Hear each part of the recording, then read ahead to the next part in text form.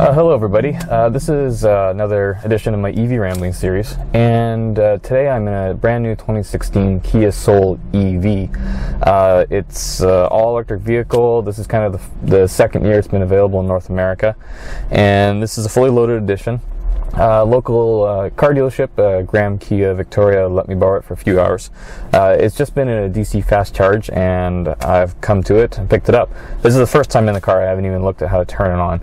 So this is going to be like another driving experience. I'm going to try to take this car on a similar path that I did with the BMW i3, which I recently talked about.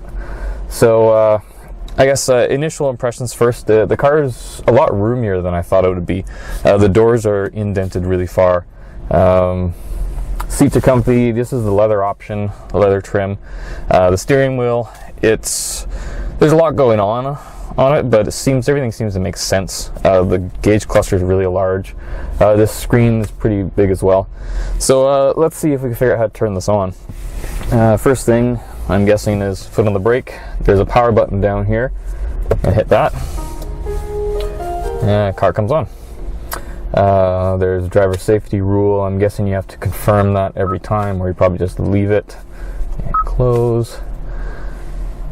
Alright, so we are underground right now, and unfortunately it's a little bit late in the day, so I have very little time in daylight. The gauge cluster itself is very bright, very simple. It kind of reminds me of the Nissan Leaf in that it's not like a full LCD screen. It's like it has looks like it has specific areas that just light up, like the Leaf display. This car, it was at 80% on the fast charge, or 83%, and it's showing I have 147 kilometers of driving range. I'm going to put climate control on auto. Wow, that's set to 32 degrees Celsius. Let's turn that way down, something like 20 on. Now this car has the heat pump system in it, and that shows that it dropped to 135. Parking brake wasn't on. And the gear selector, or the drive selector, it looks very similar to what you'd find in any other car. There's a button on the side. It goes park, reverse, neutral, drive, and B. I'm guessing B is the regenerative mode. I also see there's an active eco button down here, and we'll try to figure out what that does a little later. But for now, let's get out of this parking lot.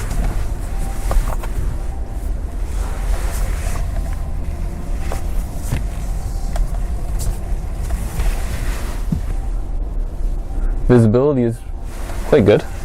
The windows feel a little small, but I can see well. Alright, so let's go up here. Brakes are strong. I just drove my 2011 Volt to pick up this car, and so right out of the Volt and into the Soul. Acceleration is really good. I am in drive right now, showing is 9 degrees Celsius outside. So I'm going to speed up to 70 kilometers an hour here. Car is very quiet at 70 kilometers an hour. Feels nice. If I let go of the accelerator, it slows down a little bit to do regen, but it's pretty good. It's just there.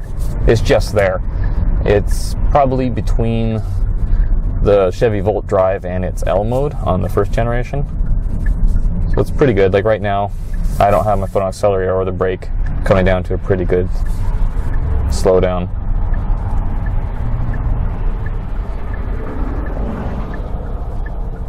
Yeah, that's nice. So I'm going to come up to the stop. Well, it's the stop light up here. I'm going to put it into B mode. Oh yeah. So that's B mode is where it puts heavier engine braking to capture as much energy as possible. It's nothing like the BMW i3. Like, it's significantly softer. Lots of headroom. Sunglasses compartment. Down at the bottom here, there's USB auxiliary in, two 12-volt connectors. One's 120 watt, one's 180 watt. That's nice. steering wheel feels pretty good. There's definitely an upright position in this car. The seats are comfortable. They're a little flat on the bottom. It's probably be fine on longer trips.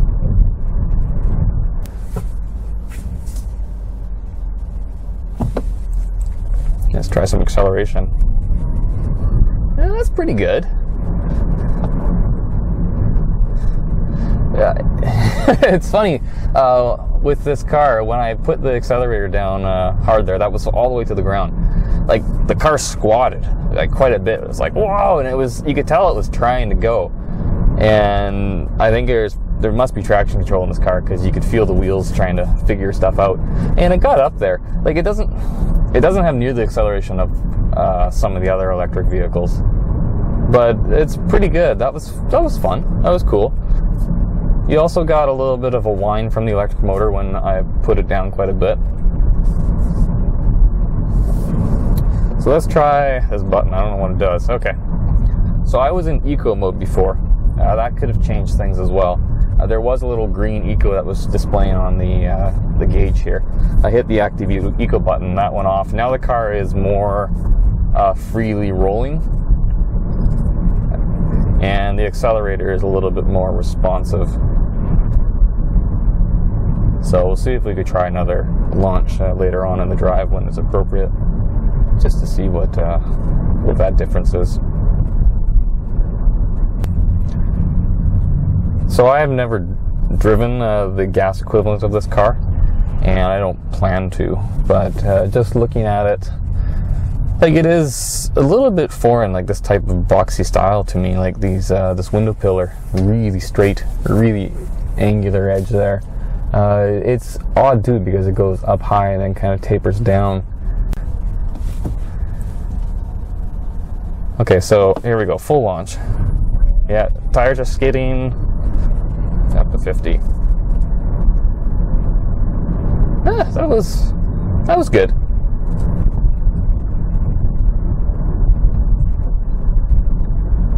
While I'm driving this, I think the car I'm going to be comparing it to most is my Nissan Leaf. It's a 2012 SL edition. And the car has changed quite a bit since then with the newer revisions.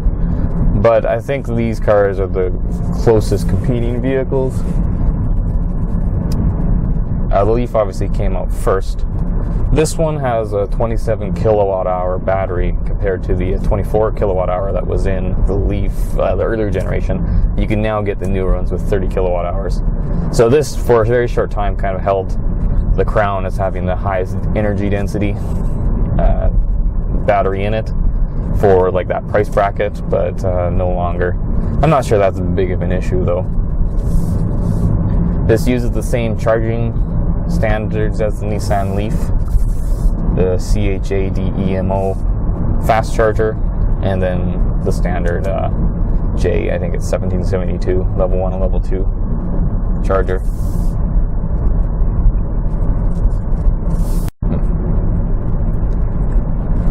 I'm kind of surprised actually, the range estimate. Like, I'm used to the number jumping around a little bit, and that's one thing that a little bit bothers me in the Leaf, is that it's always guessing what your range is. This one is staying pretty steady. I actually have pretty good faith that the number displaying there is right. And the fact that I do have heat on, it's still 9 degrees Celsius outside. I do have the heat only set to 20.5 Celsius, but it doesn't look like it's taking that much of a draw on the car. The speedometer is interesting. It has like a digital number in the middle, but it has a gauge around the outside, which is like on a regular car, it would show you all your speeds, like it go up to 240 kilometers an hour or whatever. This one doesn't put numbers to it, but just has a circular gauge that fills up. It has little green sections on it. I assume the green sections are the ones you want to be driving within. Then it becomes it's kind of a grayish white. And at the very end is a red, which would be maximum energy usage. You probably, I imagine that's 150, 160 kilometers an hour. You probably don't want to be driving that car, or that speed with this car.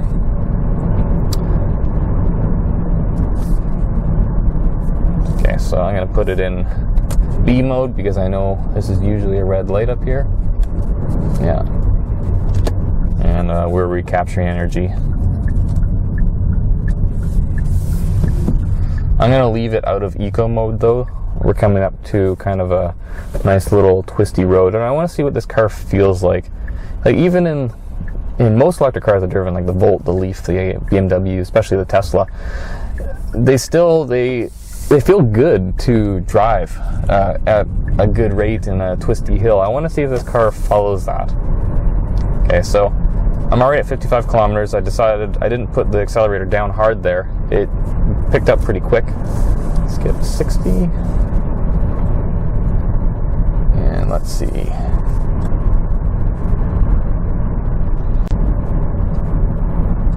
Very easy to drive though. Like this car is, I'm already familiar with it. I've only been driving it for, well, less than a half hour.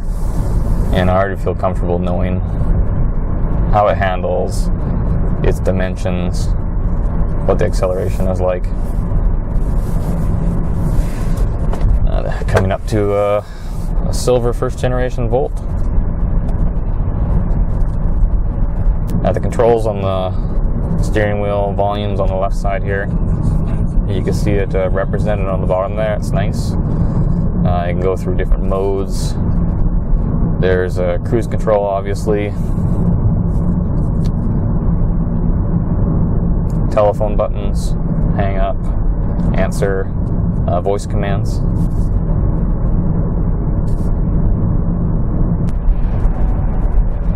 So it's around this time when I was talking about the BMW i3, I talked about how I wasn't a big German car manufacturer fan. And it's probably about that time right now that I mentioned that I've never owned a South Korean car before.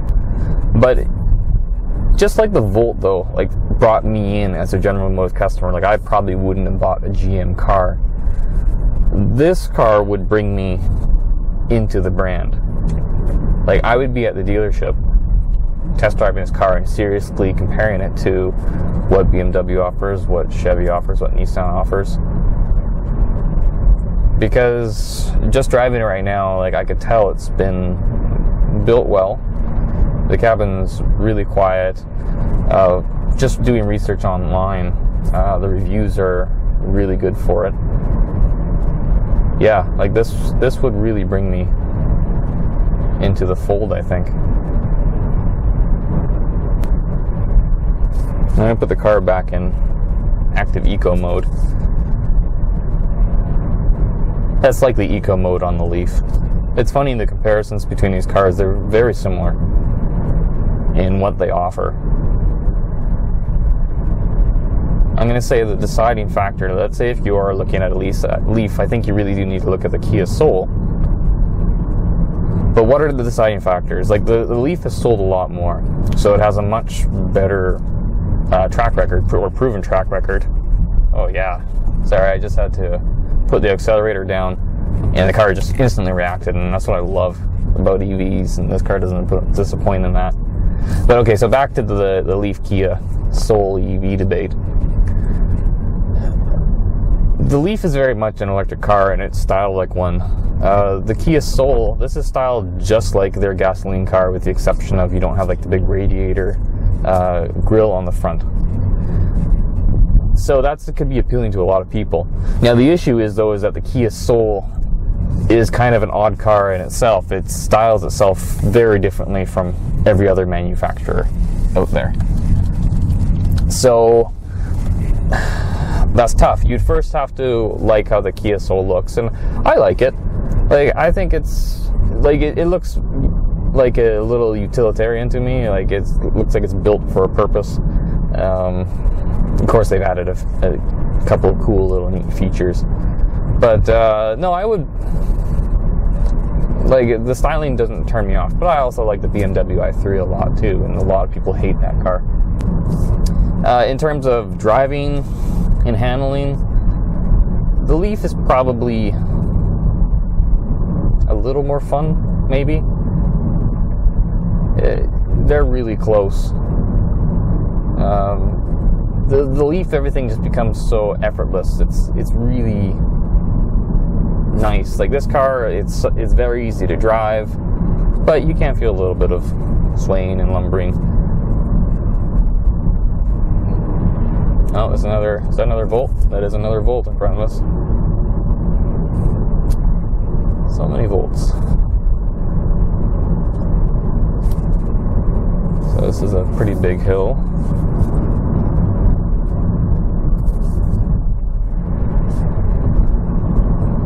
Yeah, let's do a little bit of a back and forth here and see what happens.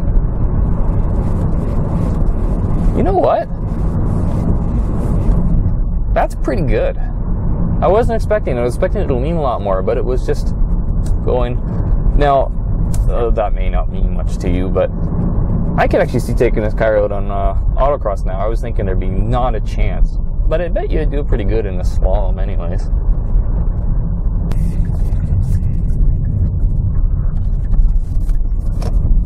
Yeah, you know what? This car handles pretty good. Electric motors are really up to the work. This car's front-wheel drive compared to the BMW i3, which is rear-wheel drive. The Leaf is also front-wheel drive. This is a rough part of the road. Noise is still really low. You can probably hear it in my voice that I am jittering a little bit. The suspension is a little stiff on this car, but I think that's what lets it handle decently given its shape and weight.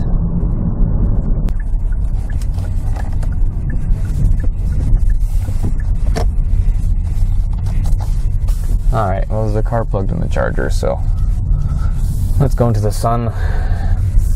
It's a good thing this car has a lot of charge.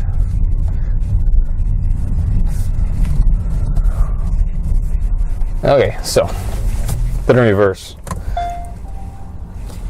There's an audible sound.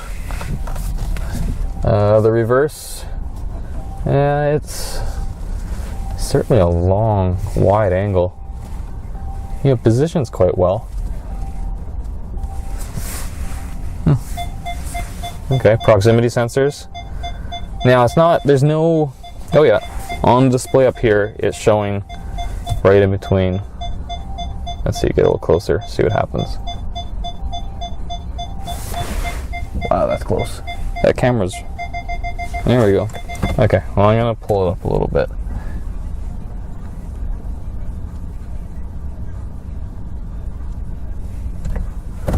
Alright, so put it in park. There's a button here. Down or up? Up. Okay, it's electronic park brake, which was found in their earlier Nissan Leafs and in the Chevy Volts and the i3. Turn it off. Yeah, interesting sound. Shows that that trip I did 23.9 kilometers. I think we did better than what I was estimating, which is fantastic, especially in weather like this. Okay, well, let me take some photos of the car, do a few other videos, and come back. We'll go on the highway and I guess talk about this car a little more, and hopefully I can give you kind of a definitive answer of which way you should go.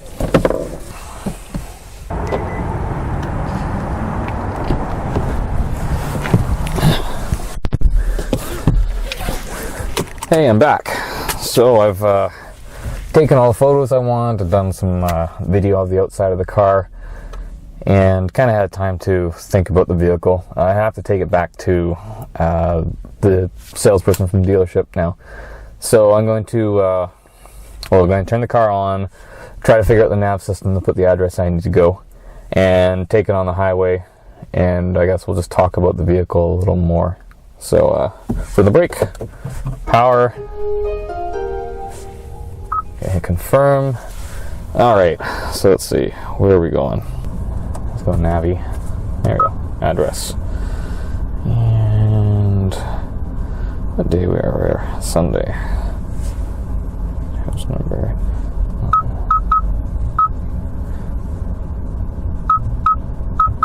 Actually, I really like this.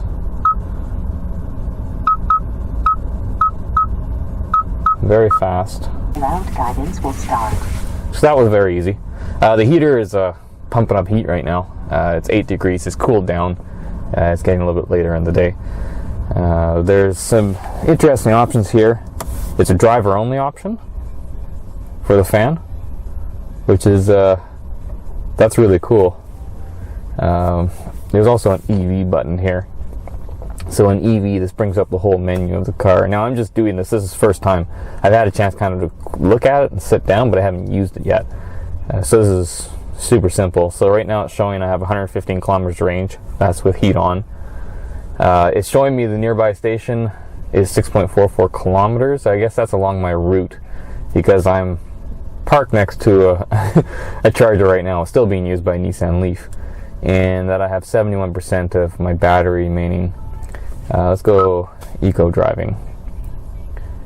Okay, so this is similar to the Nissan Leaf where you grow trees on the car. In this one, there's like a bunch of these dots, which makes like it looks like it's a big tree that's beside the car.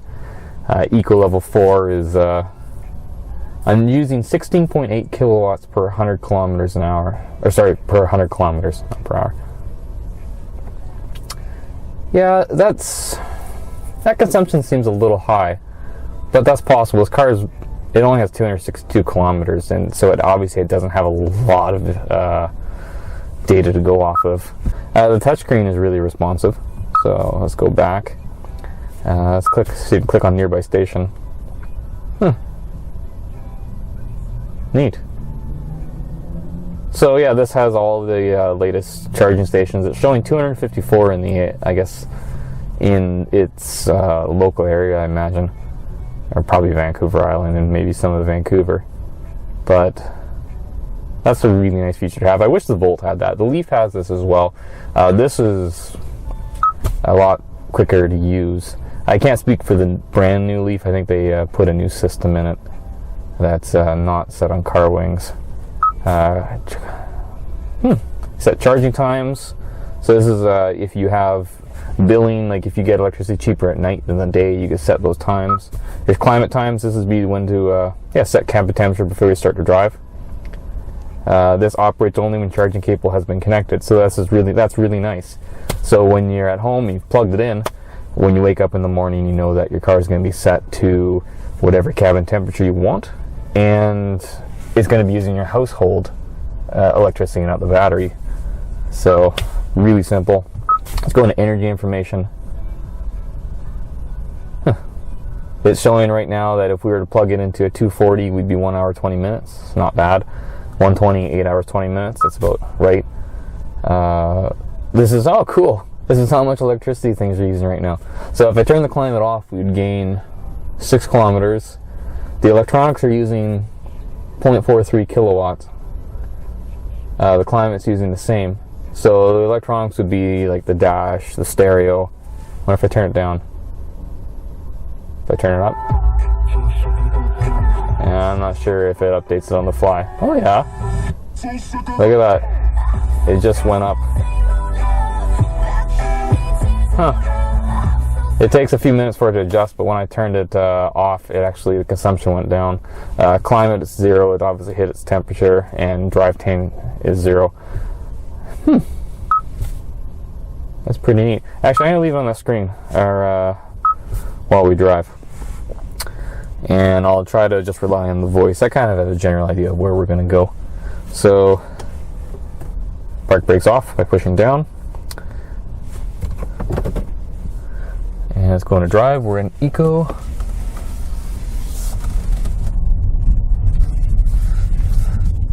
Nice controlled accelerator. It's not jumpy.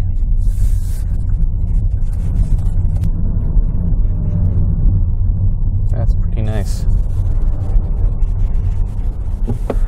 This car does drive really nice. Definitely, the more I'm spending with this car, the more I like it. It's pretty great. I really like the menu system. I like this whole entertainment. It's all makes sense to me the way I use it.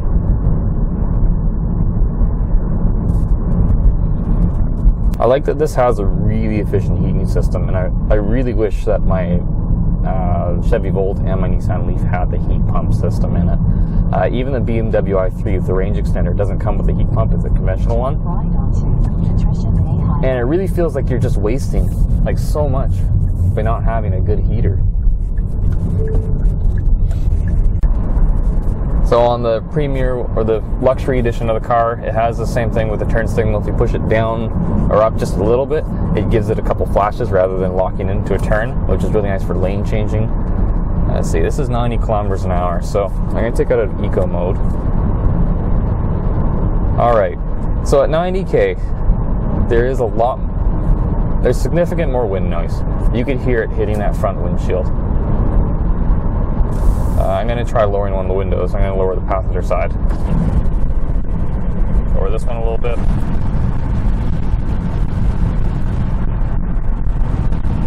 Wind buffet.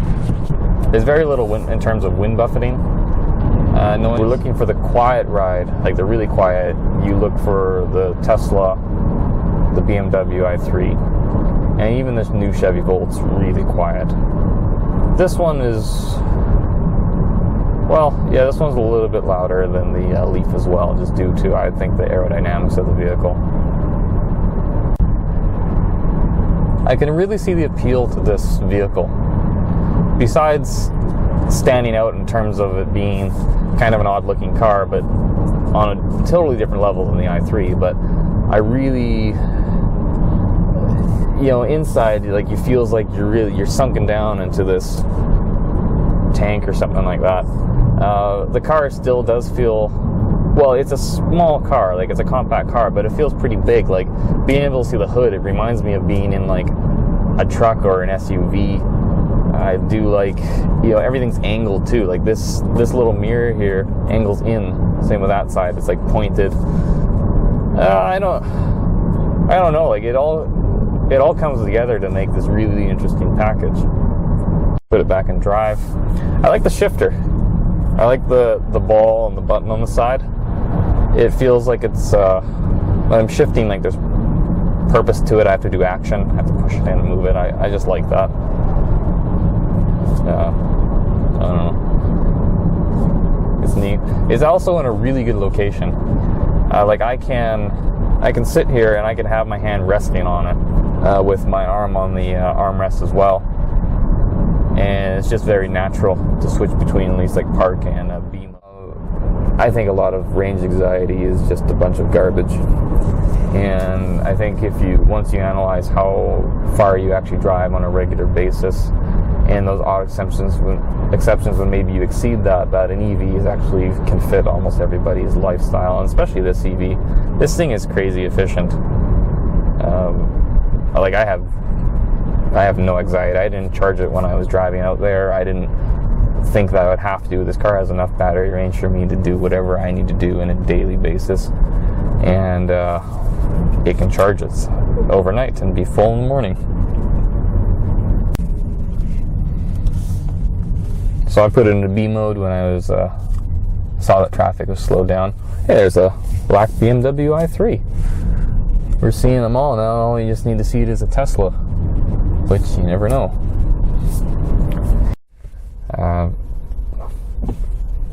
In city, this car is really, really nice. I never really realized how high I'm sitting. But like this, there's a small car beside me, and I'm almost feeling like I'm towering over it.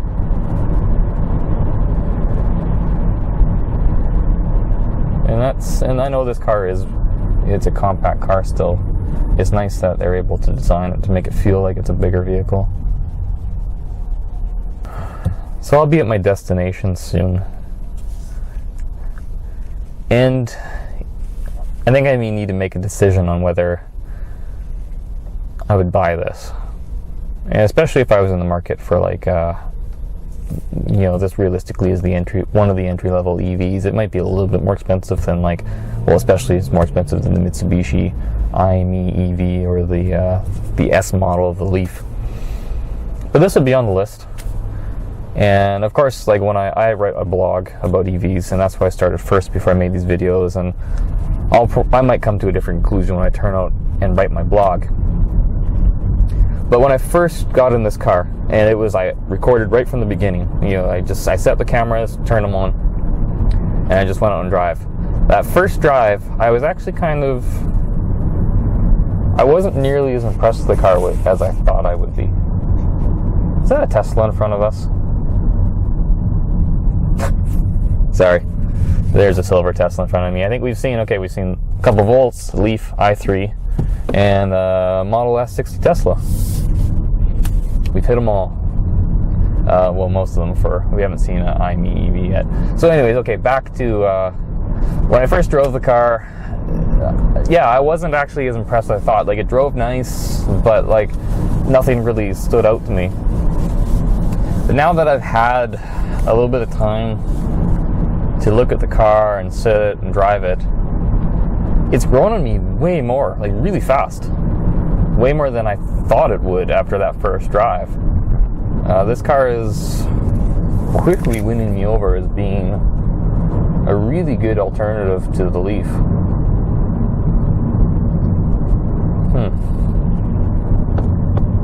That's a tough decision.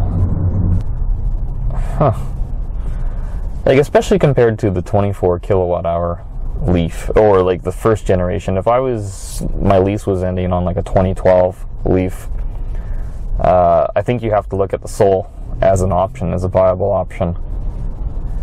And I think you need to drive it, especially if you're looking at a Leaf. I love my Leaf. It's been rock solid, and every time I sit in it, it's super comfy, and I just like everything about it. But this car, I have to say, I probably like this car equally as well. I think this car might give you a little bit, if you aren't that confident driving, this car might give you a little bit more confidence just due to its seating position, the visibility, and just how it drives. It drives really easy. And I usually go through scenarios in my head. It's like, what happens if one of my cars gets written off, like it's stolen or an accident? And if it was the Volt, I don't think I'd get this. I think I'd probably buy the BMW i3 Range Extended Edition or the brand new second generation Volt. So if it was my Leaf, though, that was written off, I don't know which way I'd go. Like, if it was written off right now, I'd have to look at the price of the 30 kilowatt hour Leafs, and I would I'd probably want the SL trim because that's what I have right now. So we're looking at the same price range. My wife is the one that drives the Leaf, and it's her car, actually. She drives 40 kilometers a day, Monday to Friday, in it. 300 meters, turn left onto. But I think she'd really like this car, just in how it drives and feels. It also has all the options that we could want. And it's a good possibility we'd probably go to this car. Everything about it's really great. I like all the options and features. I like how everything's laid out. It would go back and forth between the 30 kilowatt hour Leaf and this. This is a great car, though. I like it. I like it a lot. Turn left onto 4th Street. Yeah, if you compare it to some of the other cars I've driven, it's hard to compare it to a Tesla Model S. The Tesla is still in my mind by far the best EV in the market. A more practical comparison maybe is the BMW i3. The price difference isn't that much, surprisingly, between the luxury edition of this car and the i3. So that's a comparison. I like the i3 more than I like this car, with the exception of the i3's accelerator. I really dislike that constant heavy regenerative mode. And I said I would buy an i3 to replace the Volt, let's say, but realistically I don't think I could, because of the people who are coming in the car with me. Some of them get physically ill, and I really wish BMW would fix that in their car. If they fixed it and put a new drive mode in, which they could easily do, it could be a software update, then the i3 would win hands down. But until that's fixed, or if it's never fixed, this car, honestly, my wife would pick this car over the i3 hands down, like no question. And then compared to the second generation Volt, the second generation Volt is very much a car, right? This is more of a mini SUV, let's call it. We can maybe call it a hatchback. So they're very different vehicles, right? The BMW, or sorry, the second generation Chevy Volt, it is a little bit higher performance. It also, is more luxurious interior than this car. The leather is a little bit nicer appointed. But the Volt, luxury edition is getting, in Canada, I think it's about $50,000 right now. And given our lower dollar, it could be rising. So you are paying more money. Of course, the Volt gives you the much longer range with the gas. I'm trying to think about how I'd rank the cars available right now. Like, there aren't really that many EVs available that you can buy over all of the United States and Canada. So I'm going to say the Leaf and the Soul are like a dead tie, though. Like, neck and neck. In 300 meters, turn slight right onto Oak Bay Avenue. If I had to pick my own car and I was doing like the daily commute, Kia Soul EV between the Leaf, let's say those are the only two options.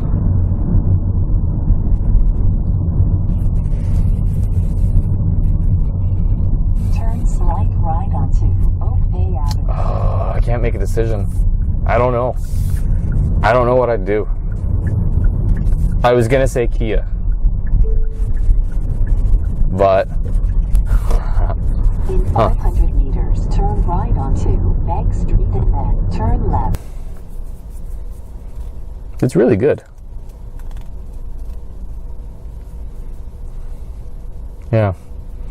I think for me, see, they're both odd. I think I'd pick the Leaf, just because I'm not sure this style is my thing on the outside, and that's the styling choice. If I had to choose the car, though, just based on the whole package between the Leaf and the Kia, it's the Kia. I think it's the newer car, right? It's the newer designed vehicle. Turn left onto Brighton Avenue and then And turn right. I think Kia has really benefited from having the other EVs come up first. They could kind of see what was going on, and they were able to build this car. Time to give the car back. I really enjoyed my time with it, and I encourage all of you to go and take one of these for a test drive. There's gonna be one in your area. Like, just go and test drive it. It's not a big deal. And I would encourage you, if you can, take it for a couple hours, because it grew on me. Like, the first little drive, it didn't sell me. But as soon as I had driven it for just a little while, a little longer, it changed everything. Completely changed what I thought of the car. I just needed to have it.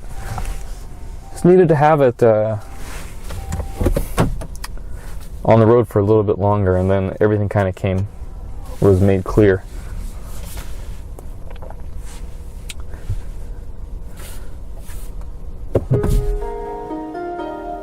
Yeah. So that's my driving reaction of the Kia Soul EV. It's a 2016, so it's a model. It's available right now. There's not really much else to say, except, thanks for watching. I appreciate it. Please leave comments, ask questions. I'm always happy to answer them. Just to see people engage in this new driving segment is really exciting for me. And read my blog, if you want especially like some history of what I've done, I go into a little bit different tangents when I write compared to when I talk for video. And you know, be kind. I have zero training in this. I'm just using my own equipment. This is all funded by me. This is my own time. And like I said, I do this just to help with EV adoption. I really feel that electric vehicle is the better choice compared to especially a combustion vehicle. And we're going to see some pretty amazing stuff in the future with the EVs.